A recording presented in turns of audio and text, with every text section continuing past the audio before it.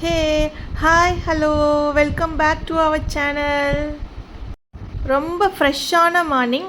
எங்கே போகிறோம் கெஸ் பண்ண முடியுதா? கண்டிப்பாக நம்மளோட லாஸ்ட் வீடியோ பார்த்துருந்தாங்கன்னா கண்டிப்பாக கெஸ் பண்ணியிருப்பாங்க. யார் யாரெல்லாம் என்னுடைய லாஸ்ட் வீடியோ பார்த்துட்டு இந்த வீடியோ பார்க்குறீங்களோ முன்னாடியே கமெண்ட் பண்ணிடுங்க நம்ம எங்கே போகிறோன்னு சொல்லிட்டு. யாரெல்லாம் மறைமலை நகர், செங்கல்பட்டு அந்த மாதிரி சரௌண்டிங் பிளேஸில் இருக்கீங்களோ கண்டிப்பாக இந்த வீடியோ நோட் பண்ணிக்கோங்க. ஏன்னா வேறு லெவல் பயங்கரமான ஒரு ஹிடன் ஸ்பாட்டை தான் நான் சொல்ல போகிறேன். கொண்டேங்கி ஏரிங்க, மறைமலை நகர்லேருந்து ஒரு 15 மினிட்ஸ் ட்ராவல் பண்ணாவே போதும். கொண்டேங்கி ஏரின்னு சொல்லிட்டு லாஸ்ட் டைம் போயிருந்தோம், பார்த்து ரொம்ப நல்லா இருந்துச்சு. சரி கண்டிப்பாக இந்த டைமில் ஃபிஷ்ஷிங் வரணும்னு சொல்லிட்டு நாங்கள் கொஞ்சம் இடத்தெல்லாம் பார்த்துட்டு, அது மட்டும் இல்லாத எங்களோட ட்ராவல் பார்ட்னர்ஸையும் நாங்கள் கூப்பிட்டுக்கிட்டோம். எங்களோட ட்ராவல் பார்ட்னர்ஸ் யாருன்னு 2 பேர் இருக்காங்க. அது வீடியோ லாஸ்ட்டாக நான் சொல்கிறேன், இந்த வீடியோலையும் பார்ப்பீங்க அவங்கள. என்ன பிளான்னா, நம்மளே தூண்டிலெல்லாம் ரெடி பண்ணிவிட்டு நம்மளே பிடிக்கிறோம், மசாலா போடுறோம், ஃப்ரை பண்ணுறோம், சாப்பிட்டுட்டு ஃப்ரெஷ்ஷாக வரோம் அப்படின்னு சொல்லிட்டு நல்லா பிளான் பண்ணிட்டு தூண்டில் ரெடி, வானல் எல்லாமே ரெடி, சமைக்க தேவையான எல்லா மசாலா ரெடி, எல்லாம் ரெடி. ஆனால் மீன் ரெடி இல்லை. இங்கே எல்லாம் ரொம்ப சின்ன மீனாக இருந்துச்சு. சரி பசங்களை காலையிலே விளையாடட்டும், பசங்க கொஞ்ச நேரம் என்ஜாய் பண்ணட்டும். தண்ணி ரொம்ப க்ளீனாக இருந்துச்சு. சரி கொஞ்ச நேரம் என்ஜாய் பண்ணட்டும் சொல்லிட்டு பார்த்துட்டே இருந்தோம். எங்கடா ஸ்டார்ட் பண்ணுறது மீன் பிடிக்க அப்படின்னு தேடும்போது தான் இந்த பூ கிடச்சிது. இது ஒரு பழம். இந்த பழம் யாருக்கெல்லாம் தெரியும்னு கமெண்ட் பண்ணுங்கள். எனக்கு ரொம்ப பிடிக்கும். ஒரு 3 வருஷத்துக்கு முன்னாடி என் ஹஸ்பண்ட் சொன்னார், இந்த பழம் சாப்பிட்ருக்கியா, அது நல்லாயிருக்கும், நான் உனக்கு தேடி கண்டிப்பாக பிடிச்சி தரேன்னு சொல்லிட்டு திருவண்ணாமலை எல்லா இடத்துலையுமே சர்ச் பண்ணார், தேடினார், கிடைக்கல. ஆனால் இங்கே எதிர்ச்சியாக கிடச்சிது. ஃபஸ்ட் டைம் வந்து அவர் படித்து கொடுத்தாரு, சாப்பிட்டேன். ரொம்ப டேஸ்ட்டாக இருந்துச்சு இந்த பழம். இந்த பழம் யாரெல்லாம் சாப்பிட்ருக்கீங்க, யாருக்கெல்லாம் பிடிக்கும், இதுக்காக எவ்வளோ கஷ்டப்பட்டிருக்கீங்க. ஏன்னா இது வந்து ரொம்ப சிம்பிளாலாம் இந்த பழம் கண்டிப்பாக கிடைக்காது. கமெண்ட் பண்ணுங்கள் ஏன் இந்த பழம் சிம்பிளாக கிடைக்காது அப்படின்னு. எக்ஸாம்பிள் இந்த ஃபோட்டோ பாருங்கள், இது காயமாக ரவுண்டாக இருக்கா, அதுக்கு காரணம் இந்த இலை தான். இது பேர் பூனை காய்ச்சலாம். அந்த பழம் பறிக்க போய் தான் இந்த மாதிரி ஆச்சு. 2 செகண்ட், ஒரு ஃப்ராக்சர் செகண்டில் நல்லா பயங்கரமாக செவந்துச்சு, ஊற ஆரம்பிச்சிச்சு. எனக்கும் அப்படி தான், என் ஹஸ்பண்டுக்கும் அப்படி தான். 2 பேருமே அதெல்லாம் அந்த அட்வென்ச்சர்லாம் பார்த்துட்டு தான் அதுக்கப்புறம் அந்த பழத்தையே சாப்பிட ஆரம்பித்தோம். அதுக்கப்புறம் நம்ம போன ஹிடன் ஸ்பாட்டுக்கு போயாச்சு. நல்லா பார்த்துக்கோங்க. இதுதான் மீன் பிடிக்க தான் ஆக்சுவலி போனோம். எங்களுக்கு ஒரு பெரிய நம்பிக்கை. ஏன்னா லாஸ்ட் வீடியோவில் பாருங்களேன், நாங்கள் எவ்வளோ பெரிய மீன்லாம் பிடிச்சி ஃப்ரை பண்ணி சாப்பிட்ருக்கோம். இதெல்லாம் எங்களோட உழைப்பு அப்படின்னு சொல்லணும். நாங்கள் கஷ்டப்பட்டு பிடிச்ச மீன், சரியா? அப்படி தான் சொல்லணும் வீடியோக்காக, வேறு வழி இல்லை. ஸ்பாட் பாருங்கள், கொஞ்சம் டேஞ்சர் தான், கொஞ்சம் ஸ்லைடாக இருக்கும். ஆனால் வந்து ஓகே தான். நாங்கள் எங்களுக்கு செட்டிலான இடத்த வந்து பார்த்துட்டோம். அதுக்காக தான் பசங்க எல்லாரையும் கூட்டிகிட்டு போகிறோம். சேஃப் தான், ஒன்றும் பிரச்சனை இல்லை. வீடியோவில் பார்க்க வேணாம் அப்படி தெரியலாம். பாப்பா நல்லாவே பேலன்ஸ் பண்ணி நடந்தா. அதுக்கப்புறம் இடம் பார்த்தோம், எது கொஞ்சம் ப்ளைனாக இருக்கிற இடமா பார்த்து, ஒரு பெரிய கல் இருக்கிற இடமா பார்த்து செட்டிலாக உட்காந்துட்டோம். நீங்களே இந்த வீடியோவில் பாருங்களேன், பாப்பா அந்த சீட் கிடச்சோன்னே நல்லா ஹாயாக ஜம்முன்னு ஷோபா மாதிரி உட்காந்துட்டம்மா, இதுதான் என்னோடய கல்லுமா, சூப்பராக ஆயிடுச்சுன்னு சொல்லிட்டு அவள் செட்டில் ஆகிட்டா. அப்புறம் என்ன, நாங்கள் ஆளுக்கு ஒவ்வொரு தூண்டில் எடுத்துகிட்டு நாங்கள் போய் நின்றுட்டோம். என்ன ஒன்று, காற்று அடிச்சுது. காற்று அடிக்க தூண்டில் நகர்ந்துகிட்டே இருக்குது. ஆனால் மீன் எல்லாமே இருக்குது, குட்டி கோண்டு இருந்துச்சு. இன்னும் கொஞ்சம் தூரத்தில் இருந்தால் பெரிய மீன்லாம் துள்ள ஆரம்பிச்சிது. நிறைய மீன் இருக்குது அப்படின்னு பார்த்து தான் நாங்களும் நிறைய தூண்டில் போட்டோம்.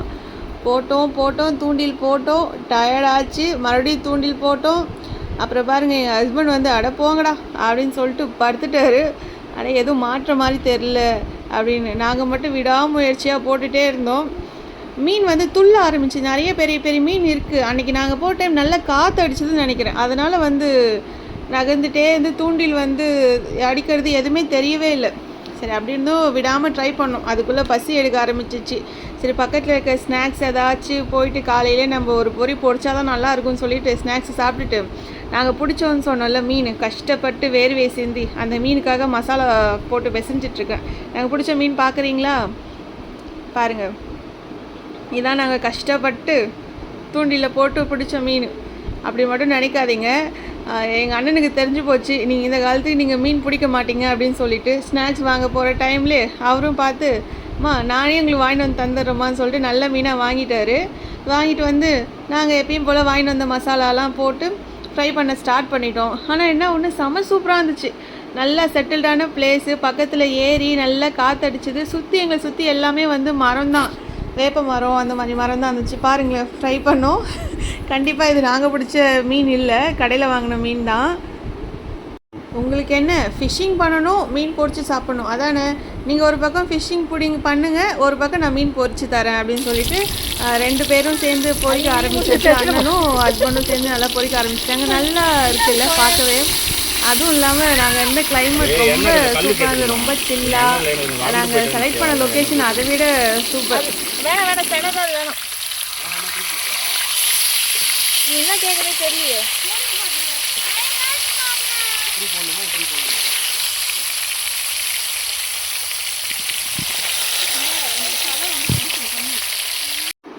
எங்கள் வீட்டுக்காரர் என்ன பண்ணுறது தெரியுங்களா, கடைசியாக போன போது நானே வந்து மாட்டேன்டா அப்படின்னு சொல்லிட்டு எங்ககிட்ட ஒரே ஒரு மீன் வந்து மாட்டுச்சு. அந்த மீன் நம்ம கஷ்டப்பட்டு பிடிச்சோம் அப்படின்னு சொல்லிட்டு அந்த ஒரு மீனை ஆஞ்சி நம்ம செஞ்சு ஃப்ரை பண்ணி சாப்பிட்றோன்னு சொல்லிட்டு அது கஷ்டப்பட்டு ஆயிராரு. நாங்கள் பிடிச்ச ஒரே மீன் அதாங்க. அப்புறம் பிளேட்டிங் பாருங்கள் எப்படி டெக்கரேஷன் பண்ணுறோம் அப்படின்னு சொல்லிட்டு. ஃபிஷ்ஷை நல்லா வேறு லெவலில் டீப் ஃப்ரை பண்ணியாச்சு. எனக்கு டீப் ஃப்ரை பண்ண ரொம்ப பிடிக்கும். டீப் ஃப்ரை பண்ணிவிட்டு அது கூட ஆனியன் கொஞ்சம் லெமன் வச்சு சாப்பிட்டா வச்சுக்கோங்களேன் வேறு லெவல் இருக்கும். சில பேருக்கு மசாலாவோடு சாப்பிட்றதும் இருக்கும். நாங்கள் லாஸ்ட்டாக ஒரு 3 மீன் மட்டும் மசாலாவாக அப்படியே கொஞ்சம் ரெட் கலரில் இருக்கிற மாதிரி போட்டோம். ஆனால் டீப் ஃப்ரை தான் வேறு லெவல் டேஸ்ட்டாக இருந்துச்சு.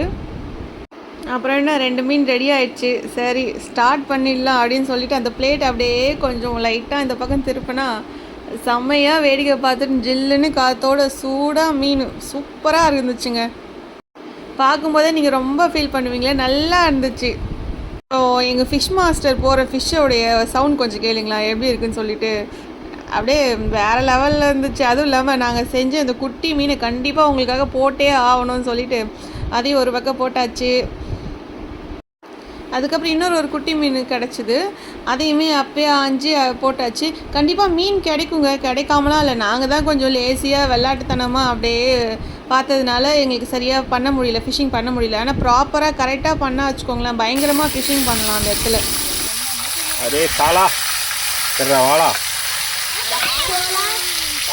சாலாப்பட்டில் ஒரு கடை போட்டு இல்லாமண்ணா பீச் பக்கத்தில்.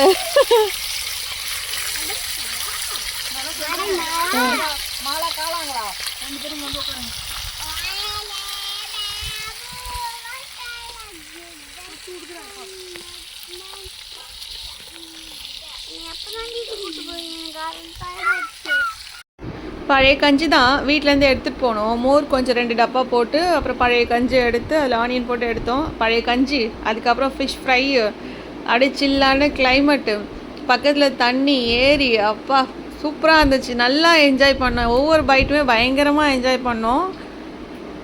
ஃபைனலி ஃபுல்லாக டிஷ் எல்லாமே ரெடி பண்ணிட்டோம். ரெடி ஆகிட்டு நாங்கள் அப்போவே அதை செய்யும் போதே 2 சாப்பிட்டாச்சு. அதுக்கப்புறம் ஃபைனலாக இதாக மீந்துச்சு.